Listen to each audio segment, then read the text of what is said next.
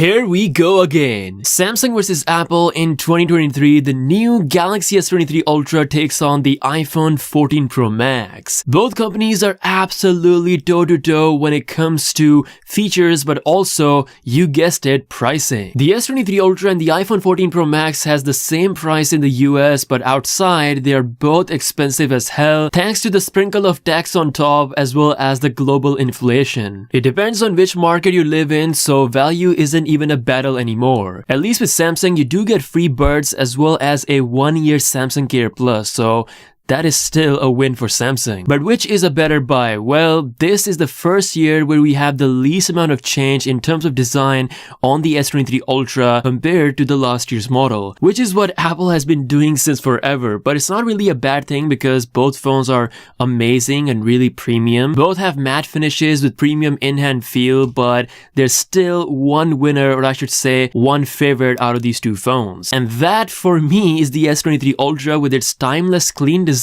especially on the front. When you look at that punch hole, it is just 1000 times cleaner than Apple's big dynamic notch. Yes, it's a cool software implementation, but after using this phone for a few months, it's really nothing special and that much different compared to the notch. Samsung is the only company in the world that still has a built-in S Pen on their flagship phone, which you can use to draw or write, and also it has one of the most underrated features which are incredibly useful, aka the reverse wireless charging, which we still don't see on the iPhone 14 Pro Max. Any company can make premium phones in 2023, but it's just that extra that Samsung does, which makes this, in my opinion, kind of a better winner in this category. And let's not forget, Samsung already has USB-C that supports much faster read and write speeds than iPhone 14 Pro Max's outdated USB 2.0 Lightning port. Apple is switching to USB-C in the future. Now, surprisingly, the iPhone for the first time beats Samsung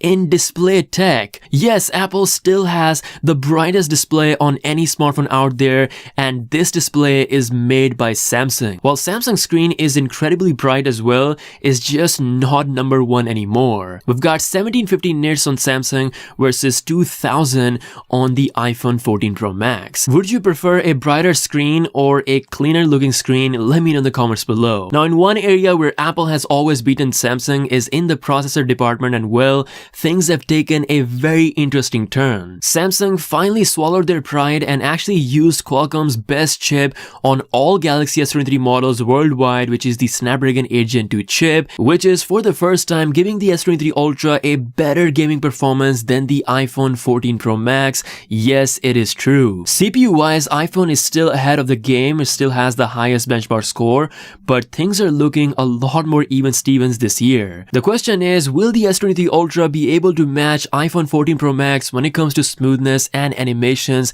in real life? Well, we'll be testing that out very soon. Now, these phones are not just phones anymore, they're actually cameras that are also phones, so it's kind of like other way around, with both companies trying to outperform each other. And well, this year the competition is insanely competitive. Samsung brings more megapixels than the sun to the S23 Ultra, where we have 200 megapixels versus the 48 megapixel sensor on the iPhone 14 Pro Max. Not just that, Samsung allows you to take 50 megapixel photos as well as 12 megapixel photos in JPEG and in RAW mode, while Apple can only do that in RAW format. Unlike Apple, Samsung also allows you to take expert RAW photos that gives you control by changing ISO, white balance, and even shutter speeds. You also get a pro video mode along with the auto hyperlapse mode to take sky night shots. Like, this is the most feature-packed camera that Samsung has ever made on their flagship phone, which clearly beats out Apple when it comes to just looking at features. And not to forget, Samsung's impressive long-range zoom that extends up to 100 times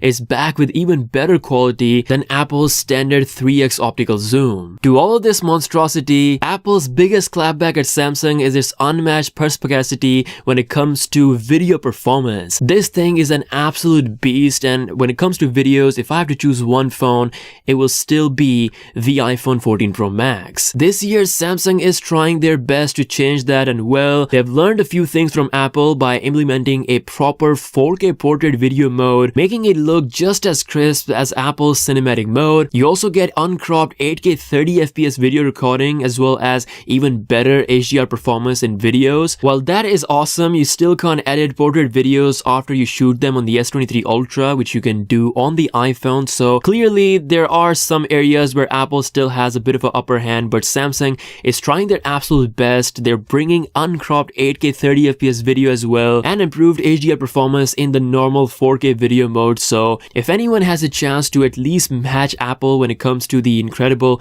video performance, that is Samsung. Now another key area which is going to be the deciding factor for a lot of people is battery. Apple is the god of battery life, beating out all the competition with incredible efficiency that is yet to be defeated. And well, Samsung legit has a chance to actually turn things around with the S23 Ultra thanks to the new Snapdragon 8 Gen 2 chip. They're claiming that both S23 Plus and the S23 Ultra can have 1 day plus battery life, adding at least an extra hour or two of battery life over the Galaxy S22 Ultra. If that is indeed true, then Samsung has a legit chance of proving to the world that they can actually beat Apple and take their battery crown back. Again, we'll be doing the battery drain test, so make sure you subscribe. Now lastly, let's talk about software. iOS 16 on the iPhone 14 Pro Max versus the One UI 5.1 based Android 13 on the Galaxy S23 Ultra. Both of these UIs are very similar in some ways and very different in other aspects. Both have incredible lock screen customization to app drawers to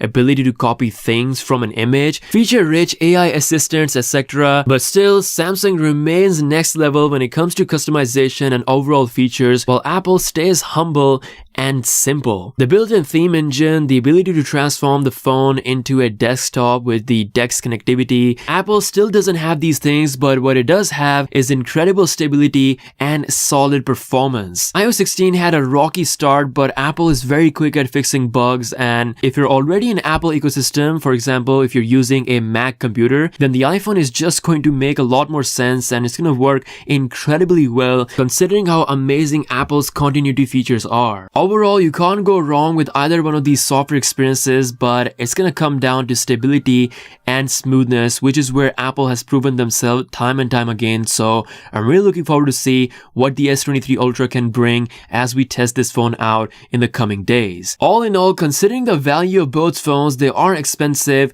with Samsung giving you some free stuff like the Buds and the free Samsung Care. Now finally, with the new Snapdragon 8 Gen 2 and the latest optimizations that Samsung is talking about, with the big battery life promise, the S23 Ultra can indeed be a real problem for Apple this year.